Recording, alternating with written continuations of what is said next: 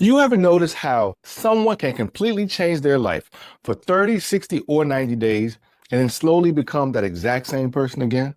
The weight comes back, the discipline disappears, the habits fade away, the momentum, it dies. And eventually they return to who they were before. And I don't think the problem is effort.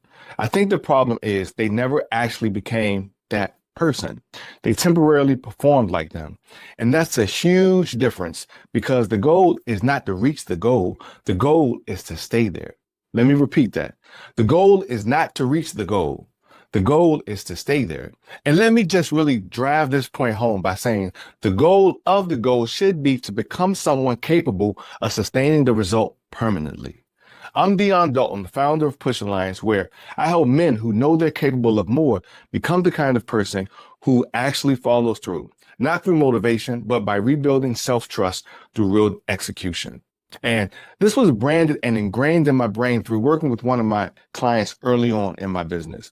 This person wanted to hit their first $10,000 a month in business. And at that time, they were hovering around $3,000 a month. Now, here's what's important. They already had a proven offer. They already knew how to make money. So the issue wasn't information. The issue wasn't intelligence. The issue was execution, and more specifically, structure, standards, and environment. So I told them, we do not need to reinvent the wheel. I just needed to reorganize their life in a way that makes execution easier. So I adjusted their mornings. Before the kids woke up, before the chaos started, before the distractions kicked in, we created deep work time. Then we optimized their environment, and I made sure they consistently connected with people who were operating at a higher standard. So execution becomes normal for them. And then we changed one major thing mentally. Time spent working was no longer the goal. Completion became the goal. That increased urgency, it increased focus, and over about 60 days, by adjusting just a few levers, output, intensity, and environment, they hit their first five-figure month of more than $11,000. But here's the important part. The next several months, this person didn't hit another five-figure month. Why? Because they reverted back to their old ways, their old structure, their old environment, and their old standards. So even though they achieved the result temporarily, they hadn't fully become that person capable of sustaining it yet. And that's the difference most people miss. The real goal was never just hitting the $10,000 plus month. The real goal was becoming the type of person who could operate at that level consistently. Think about it. Just because you score a touchdown, it doesn't mean the game is over. And this is why identity is so important. Because if your identity doesn't change, if you can't stay locked in, eventually old habits, they return. The old thinking returns. The old standards return. And people slowly drift back to who they were before. And honestly, I think that's exactly what happens to most people. They achieve the goal, but never truly become the person. And I think the reason this happens is because most people don't actually build discipline permanently. They rent it temporarily, meaning they temporarily borrow a version of themselves, maybe after a breakup, a scary doctor's visit, a failed relationship, a moment of embarrassment, New Year's resolution, panic, pressure, and for a little while, they become focused. They become disciplined. They become intentional, productive. They wake up early. They train every day. They lock in. And everyone around them starts saying, wow, you've changed. But then little things start slipping. They sleep in once. They skip that workout. They stop tracking. They start negotiating. And slowly, the old version returns. Why? Because pressure can temporarily change behavior without permanently changing your identity. And that's why so many people lose weight and gain it back, build momentum and disappear, get disciplined temporarily and fall off again because they achieve the result without fully becoming the person. And there's a massive difference between reaching a goal and becoming capable of someone sustaining it. I call this identity relapse. And this is when someone changes externally, but internally still identifies as their old self. So eventually the old identity pulls them back down, and this happens everywhere. Someone loses 40 pounds, but still thinks like an unhealthy person. Someone builds a business, but still operates emotionally like someone inconsistent. Someone becomes disciplined for 90 days, but deep down, they still identify as someone who always falls off. So eventually they return to familiar behavior. And just being real with you, I think this is why so many people feel frustrated with themselves because they've seen glimpses of who they could be. They know they can do it temporarily. They've already proven that, but they haven't figured out how to stay there. And that's the real challenge because you do not rise to goals permanently. You eventually fall back down to your identity. And that's the real battle. Results can temporarily change the circumstances, but only identity changes behavior long term. And this is why I lean back on fitness, because fitness is brutally honest. Fitness doesn't care what you know. Again, the books that you've read, what podcasts you listen to, what you want or are about to do, it responds to behavior, consistency, discipline, execution. That's it. And this is why fitness is such a powerful proving ground. Visually, you can see who you really are because your body reflects your standards, not your intentions. And honestly, anybody can suffer for a quick moment or for a short period of time. Very few people can sustain standards permanently. Anybody can crash diet, overtrain, emotionally lock in for 8 weeks.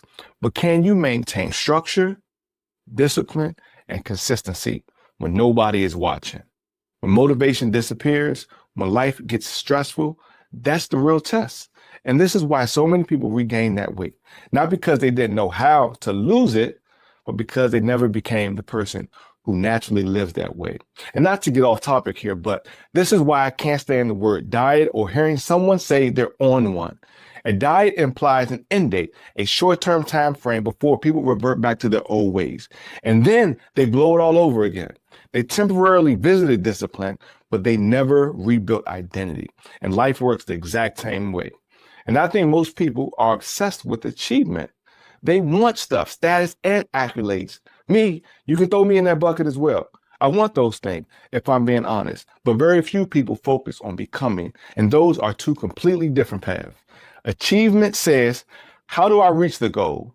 Becoming as, how do I become the type of person who naturally sustains this?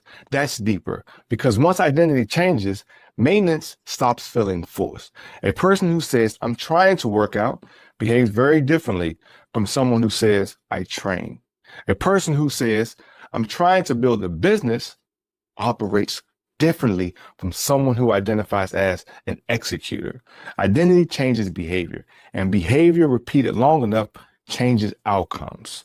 And that's why temporary intensity is dangerous, because temporary intensity can create the illusion that you've changed or that you have transformed who you are. But effort is not identity. Repeated behavior is. And this is why most people revert back, because they never change. Their systems, their standards, their environment, or their self-image.